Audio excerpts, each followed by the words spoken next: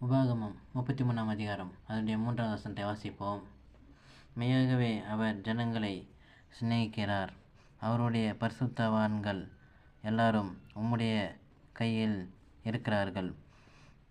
அவர்கள் உம்முடைய பாதத்தில் விழுந்து உம்முடைய வார்த்தைகளினால் போதனை அடைவார்கள் என்று சொல்லப்பட்டிருக்கிறது. தேவன் நம் ஒவ்வொருவரையும், உலகத்தில் உள்ள ஒவ்வொரு ஜீவன்களையும், ஒவ்வொரு ஜனங்களையும் அவர் நேசிக்கிறவராயும் அன்பு செலுத்துகிறவரை அன்பு கூறுகிறவராய் இருக்கிறார். தேவன் அன்பாகவே இருக்கிறார் என்று சொல்லி வேதத்தில் வாசிக்கிறோம்.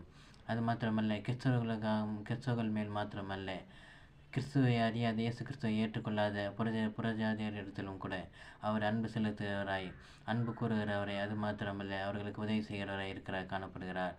ஆனால் ஜனங்கள் தான் அவரை ஏற்றுக்கொள்ள மனதில்லாமல் இருக்கிறார்கள், அவரை அறியாதிருக்கிறார்கள், தெரிந்து கொள்ளாதிருக்கிறார்கள். ஆனால் அவரிடத்தில் இருந்து அந்த தேவனானவர் இறங்கி வருகிறவராயும் அவரை தேடி செல்கிறவரையும் தேடி வருகிறவராயும் இருக்கிறார். அது மாத்திரமல்ல, அவருடைய சமூகத்திலே எப்பொழுதும் உள்ள பரிசுத்தவான்கள் காத்து கொண்டிருக்கிறார்கள். அவருடைய சமூகத்திலே எப்பொழுதும் ஆலோசனைகளும், அது மாத்திரமல்ல நம்மை வழி நடத்துவதற்கு அதற்குண்டான போதனைகளும் ஆலோசனைகளும் தேவன் நம்ம ஒவ்வொருவருக்கும் தருகிறவராயும் நம்மை வழி நடத்துகிறவரையும் பாதுகாக்கிறவராயும் அரவணைக்கிறவராயும் இருக்கிறார். ஆகவே தேவன் நம்மேல் ஒவ்வொருவரும் மேல் கண்களை வைத்து ஆலோசனை சொல்கிறவராயும், அது மட்டும் நம்மை பாதுகாக்கிறவராய் நம்மேல் பிரியமாய் இருக்கிறவரை அன்பு செலுத்துகிறவரையும் இருக்கிறார். ஆகவே நீங்கள் ஒன்றுக்கும் கவலைப்படாமல் இருந்தது. மனிதன் நம்மிடத்தில் அன்பு செலுத்துகிறானோ இல்லையோ, அன்பாய் இருக்கிறானோ இல்லையோ, தேவன் நம்மேல் ஒவ்வொருவரையும் வைத்த அன்பு பெரிதாய் இருக்கிறது.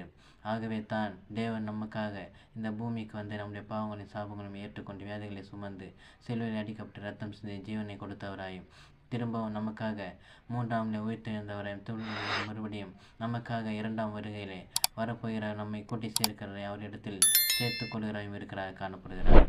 ஆமென். God bless you. கர்த்தர் உங்களை ஆசீர்வதிப்பார்.